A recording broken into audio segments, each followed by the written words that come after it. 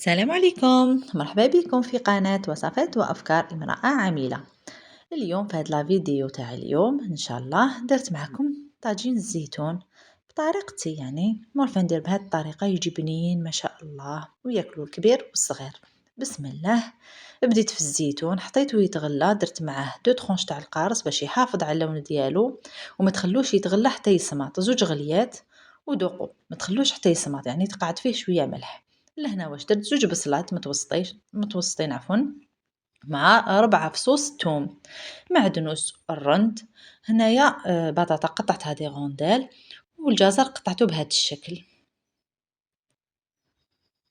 لهنا البصل هايليك رحيته في الاشواغ بطريقه شغل مقطع، يعني ما جاش مرحي حتى خلاص. لهنايا درت شويه زيت وشويه مارغرين، ولهنا راني نقلي في الافخاذ، درتو بافخاذ الدجاج. لي زيبيس واش درت؟ فلفل كحل، كركم، زنجبيل، شويه قرفه، هنا هادو لي زيبيس تاع شاورما، توابل الشاورما. كي تقلى الدجاج مليح لحت هذاك البصل والثوم اللي كنت رحيتهم، شويه ملح، التوابل، خليته زاد تقلى مليح. كي تقلى لحت هذاك الجزر زروديه، درت شويه عريف زعتره والرند ديالي وريقه الرند. لهنا كي تقلى مليح مرقت، نحيت الدجاج لهنا بعد ما طاب نص طياب، يعني ماشي طياب كامل، نص طياب نحيته خليته يبرد. لحت هذاك الزيتون، كنت تأكدت بلي زرودية طابت، لأنه الزيتون هنا يا ربي يغلي من 5 دقائق ونطفي.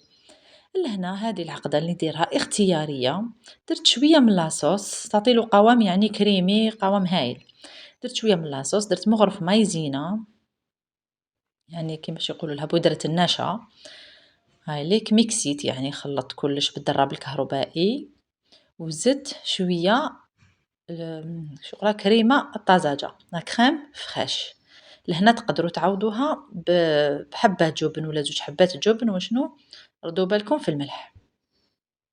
انا مولفه نديرها بالكريمه الطازجه، يعني تعطي لها واحد القوام هايل. هي هاوليك هكذا تقدروا تخلوه هكذا، شوفوا ديجا لاصوص راهي ما شاء الله خطره وبنينه هايله.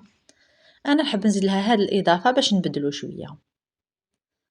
هاليك شوفوا كيفاش يولي القوام، تولي ما شاء الله، وتزيد فيها بنه هايله. لهنا بعد ما تغلى درت لها المعدنوس في الاخر، طفيت عليها وخليتها واجده. عاودت وليت للدجاج بعد ما برد، واش درت؟ شويه فرينه طحين ابيض، درت له توابل الشاورما مع نص ملعقه تاع مايزينا باش تزيد لها شويه يعني في القرمشه. هاوليك الدجاج هنايا كان برد مليح، برد تماما برد.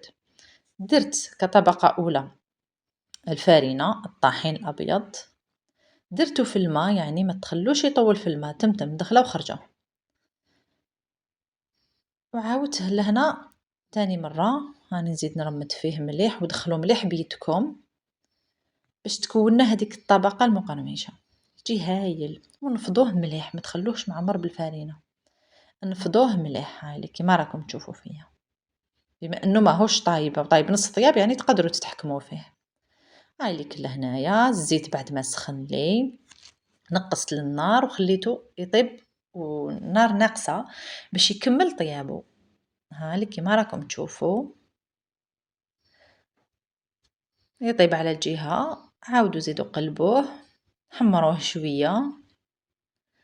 اي فوالا، هاي ليك لاصوص تاعنا جات ما شاء الله خطره بنينه ما تنشبعش.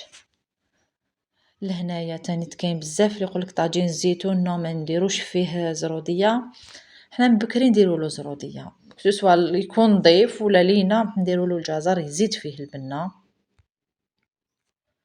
يجي ما شاء الله صراحه، خاصه ولا كان الزيتون هذيك النوعيه الكبيره والشباب الجديد تجي هايله.